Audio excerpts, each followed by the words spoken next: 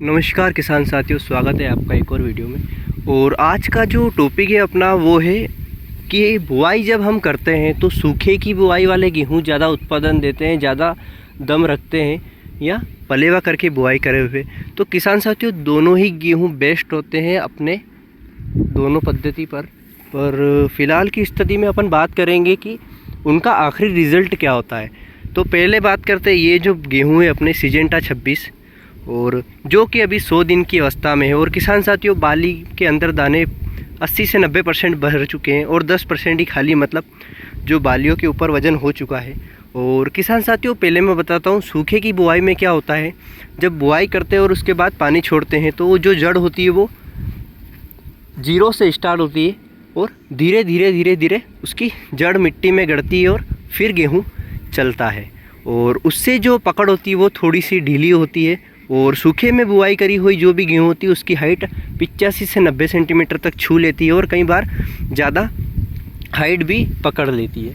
और इसी साइड अपने पलेवा करना हुआ बुआई गेहूँ है, और इसको भी आप देख सकते हैं। इसकी जो हाइट है वो 85 सेंटीमीटर है। ये भी 95 से 100 दिन के बीच में अभी चल रहा है। दोनों ही गेहूँ में अपन ने 5 सिंचाई कर रखी है। अब इन दोनों में जो अंतर है वो मैं आपको बताता हूँ। ये वाला गेहूँ आड़ा अभी हवा चल रही है 18 से 19 किलोमीटर प्रति घंटे के हिसाब से, और ये गेहूँ आड़ा गिरने लगा है, मतलब झुक रहा है। अब ये क्यों झुक रहा है? क्योंकि इसकी हमने सूखे में बुआई करी थी, और ये वाला गेहूँ टस के मस ऐसा कैसा ही खड़ा है। ये बिल्कुल भी आड़ा नहीं गिर रहा है, एक जैसा है, बिल्कुल भी हिल नहीं रहा है। तो दोनों की गेहूँ की स्ट्रेंथ अपन देख सकते हैं। ऐसा नहीं है कि दोनों गेहूँ में अंतर है इसलिए आड़ा गिर रहा है। ये वाला गेहूँ अपन ने पलेवा करके बुआई कर रखी है। वहाँ पे भी प्लॉट विज़िट करा था मैंने, वहाँ पे भी ऐसी कोई समस्या अपने को देखने को नहीं मिली है। लेकिन जहाँ पर सूखे में बुआई कर रखी है वही गेहूँ आड़ा गिर रहा है।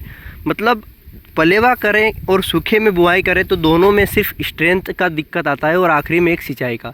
पलेवा करे हुए गेहूँ में अगर आखिरी सिंचाई नहीं कर पाते, कहीं पानी ख़त्म हो जाता है या नहीं कर पाते हैं, तो वो उसका जो भरण पोषण है वो जड़ से कर लेता है। क्योंकि पलेवा जब हम करते हैं और उसके बाद बुआई करते हैं तो जो गेहूँ होता है वो जड़ से पकड़ कर चलता है, उसकी जो जड़ें होती है काफ़ी मजबूत होती है। और दूसरा किसान साथियों, एक और रीज़न है, मैं जब गेहूँ की बुआई करता हूँ तो लाइन से लाइन की दूरी जो रखता हूँ वो 8 सेंटीमीटर रखता हूँ। और इधर जो पास में अपने अंकल का प्लॉट है, इसमें जो लाइन से लाइन की दूरी है वो सिर्फ 6.5 इंच है। तो कहीं ना कहीं इन दो चीज़ों से इतना कुछ अफेक्ट कर जाता है। ये गेहूँ अब आड़ा गिरना चालू हो चुका है। अगर ज़्यादा हवा चलती है तो ये पूरा जो प्लॉट है 15 बीघा का, ये सारा आड़ा गिर जाएगा। और फिलहाल में बात करें, दोनों ही गेहूँ में बालियाँ भर चुकी है, और इधर GW 513 इसमें भी अपने दाने भर चुके हैं। तो दोनों ही गेहूँ में जो सिर पे भार है वो बराबर आ चुका है, और दोनों ही गेहूँ अपनी अपनी जगह बेस्ट है। लेकिन बात हम कर रहे हैं पलेवा की बुआई और सूखे की बुआई।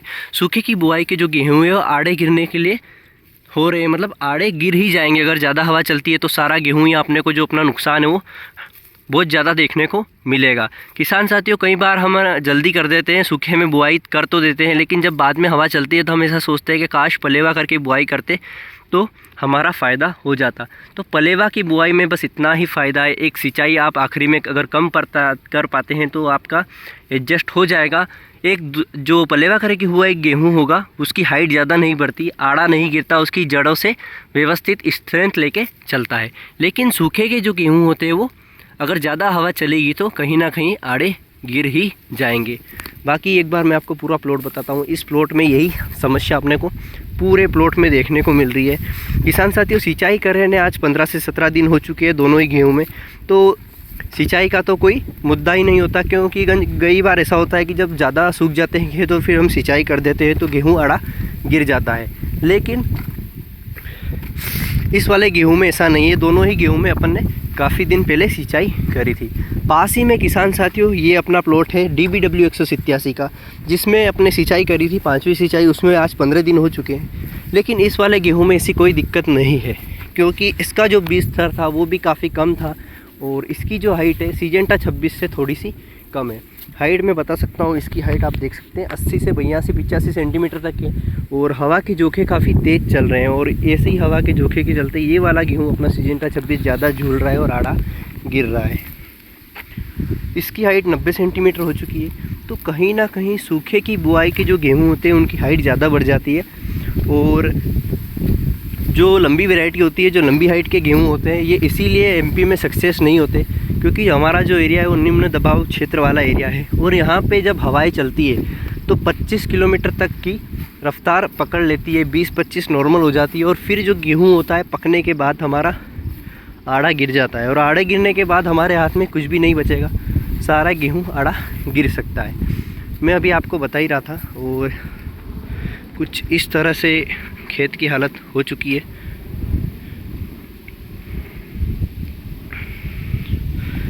फ़िलहाल की स्थिति में इसमें कोई सिंचाई नहीं चल रही है, खेतों में दरारें आ चुकी है, लेकिन फिर भी गेहूं की जो स्ट्रेंथ है सिजेंटा 26 की वो काफ़ी अच्छी है, GW 513 की भी काफ़ी अच्छी है।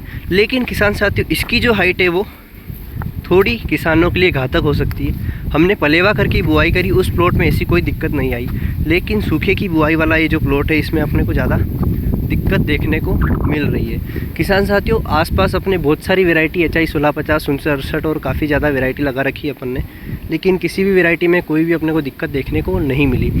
सिर्फ सूखे की बुआई वाले गेहूँ में भी आड़े गिरने की समस्या अपने को देखने को मिल रही है। तो कहीं ना कहीं अगर पलेवा करके बुआई करते हैं तो अपना आखिरी में नुकसान होने से हम बचा सकते हैं। किसान साथियों, धीरे धीरे जो हवाएं काफ़ी बढ़ रही है, और मुझे नहीं लगता अगर ये हवाएं और थोड़ी तेज़ हुई तो हमें गेहूं में काफ़ी नुकसान देखने को मिलेगा, क्योंकि ये तेज़ हवाएं जो होती है, अब हमारा गेहूं 15 से 20 दिन में पककर तैयार हो जाएगा, मतलब काटने के लिए हो जाएगा। ये अपना सुनसर है जो कि अभी 100 दिन की अवस्था में और पीला पड़ना शुरू हो चुका है, तो मतलब इसके 20-22 दिन और, क्योंकि हमारी काली मिट्टी है तो गेहूं थोड़ा लंबा खींच कर चलता है। तो कहीं ना कहीं इस गेहूं में मुझे कोई दिक्कत नहीं लग रही, क्योंकि एक तो अपन ने पलेवा करके बुआई करी थी इसकी, और इसकी जो हाइट है वो सिर्फ 80 सेंटीमीटर, काफ़ी छोटी हाइट वाला गेहूँ है। और अगर आप निम्न दबाव क्षेत्र वाले इलाकों में, यानी ज़्यादा हवाएं चलती हैं, वहाँ पर इसकी बुआई कर दें तो इस गेहूं को कोई फ़र्क नहीं पड़ता कितनी भी हवा चले। किसान साथियों, इतने झोंके में भी इस गेहूं को कोई फ़र्क नहीं पड़ रहा है, ऐसा कैसा व्यवस्थित तरीके से खड़ा है। जबकि इसकी जगह जो दूसरे गेहूं है वो आड़ा और तिरछापन ले रहे हैं। तो कहीं ना कहीं अगर आपको ऐसी जो गेहूं वैरायटी चाहिए जो कम हाइट और अच्छा उत्पादन दे सके, तो उसके लिए MSCS सकस का 6968 काफ़ी बेस्ट गेहूं वैरायटी है और काफ़ी अच्छा उत्पादन आपको दे सकती है। तो इसी के पास अपना HI 1650 का प्लॉट भी है, वो भी मैं आपको दिखाता हूँ कि कैसी क्या स्थिति में है। किसान साथियों, बात करें, सारे ही गेहूं अपने 100 दिन पे चल रहे हैं, 95 से 100 दिन की अवस्था में अंडर ही चल रहे हैं।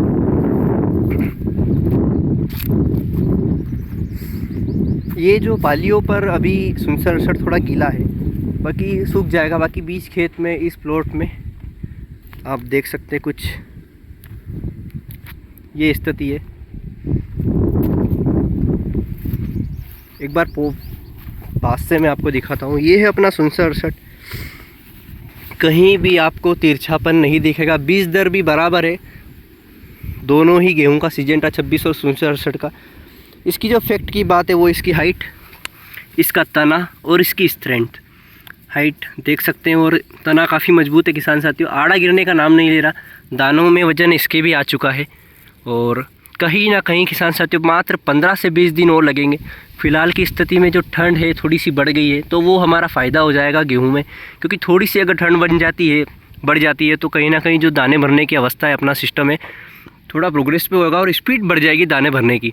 गर्मी में क्या होता है, एकदम से गेहूं को झटका लगता है और ऊपर की जो बालियाँ होती है वो सूखने लगती है और जल्दी दाने भरने लगते हैं। तो उस अवस्था में क्या होता है, जो दाने होते हैं वो बारीक रह जाते हैं या छोटे हो जाते हैं, या जो कलर होता है वो मर जाता है, ख़त्म हो जाता है, सफ़ेद गेहूँ हो जाते हैं दाने के।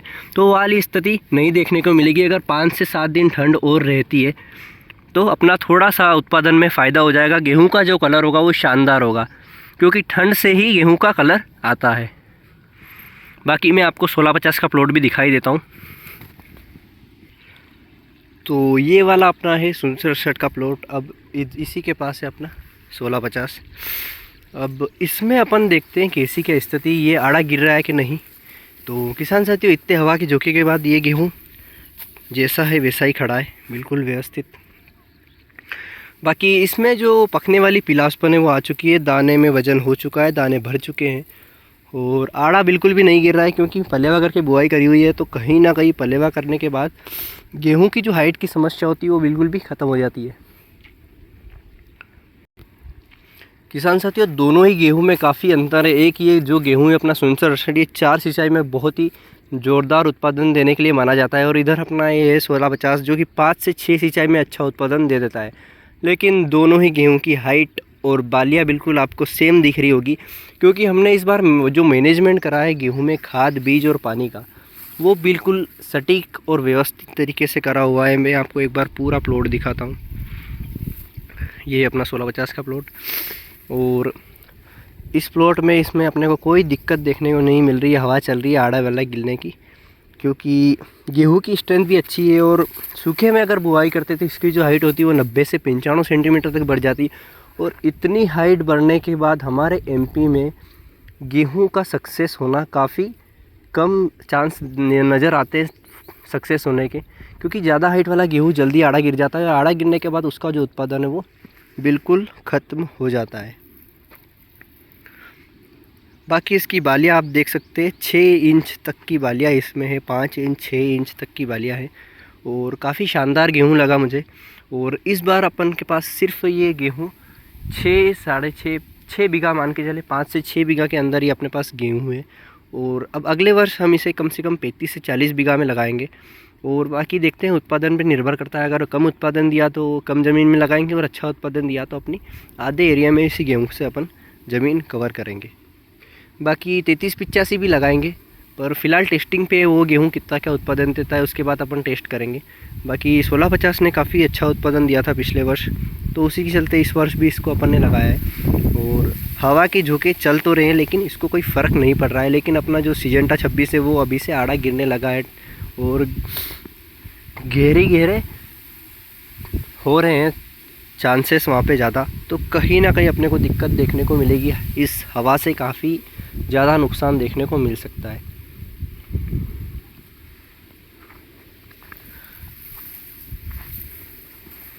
बाकी किसान साथियों, काफ़ी शानदार गेहूं है अपना HI 1650। और अगर आपको इस गेहूं की पूरी जानकारी चाहिए तो मुझे कमेंट में बता देना, मैं एक वीडियो डाल दूंगा इसका पूरा ऊपर से नीचे तक कवर करके डिटेल वाइज। और इधर जो अपना 67, अगर इसकी वीडियो आपको चाहिए किसान साथियों, अगर 4 पानी में सबसे ज़्यादा उत्पादन कोई दे सकता है तो वो सिर्फ एकमात्र गेहूं यही है, और लोकोन वेराइटी के मिलता जुलता है। और जो इसका चपाती स्कार है वो भी काफ़ी शानदार है। छोटी हाइट के चलते अगर अच्छा उत्पादन मानो तो ये वाला गेहूं मुझे बेस्ट लगा, और इसकी भी बुआई अपन करेंगे, देखते हैं क्या स्थिति में इसका क्या काम होता है। ये इसमें दूसरा कोई से वैरायटी मिक्स है, कुछ दाने मिक्स है, तो उसकी बालियाँ है, काफ़ी शानदार बाली है इसकी ये। और ये 67 की बाली है अपनी, और ये अपना 1650। इससे भी लंबी बालियाँ है DBW 187 की, जो कि मैंने बीच में वीडियो में बताया था। वो भी काफ़ी शानदार गेहूं है, लेकिन उसकी जो बालियाँ है वो थोड़ी छीदेपन पी है, मतलब कम है। जैसे इसकी बालियाँ कितनी गहरी लग रही है अपने को, उतनी गहरी नहीं है, थोड़ी कम बालियाँ है उसमें। लेकिन अब इसमें 1650 में काफ़ी ज़्यादा बालियाँ है। कम जगह में ज़्यादा बालियाँ होना मतलब उत्पादन भी ज़्यादा, और इस वाले गेहूँ में कम बालियों में ज़्यादा दाना है, मतलब उधर भी उत्पादन में प्लस। तो कहीं ना कहीं नई वैरायटी लाने का जो शौक़ है अपना, वो काफ़ी अच्छा भी लगता है कभी कभी, कि नई जो भी वैरायटी आती है वो लाओ, लगाओ, और फिर उनका रिव्यू करो, मतलब कैसा क्या गेहूं है। अच्छा होता है तो अपन बता दें, बाकी अगर कोई गेहूं ख़राब निकाल जाता है तो उसे डिलीट कर देते हैं, बुआई नहीं करते और मंडी में उसको बेच देते हैं। बाकी वीडियो कैसी क्या लगे कमेंट में ज़रूर बताएं। और दोनों गेहूँ की पद्धति का आपको समझ में आ गया होगा कि सूखे की बुआई गेहूँ अच्छे होता है, पलेवा करके उत्पादन मिलता जुलता ही आता है। लेकिन कुछ जो डिफ़िकल्टीज़ अपने को आती है सिचुएशन को लेके, वेदर को लेके, तो वो अपने को पलेवा करे हुए में दिखाई नहीं देती।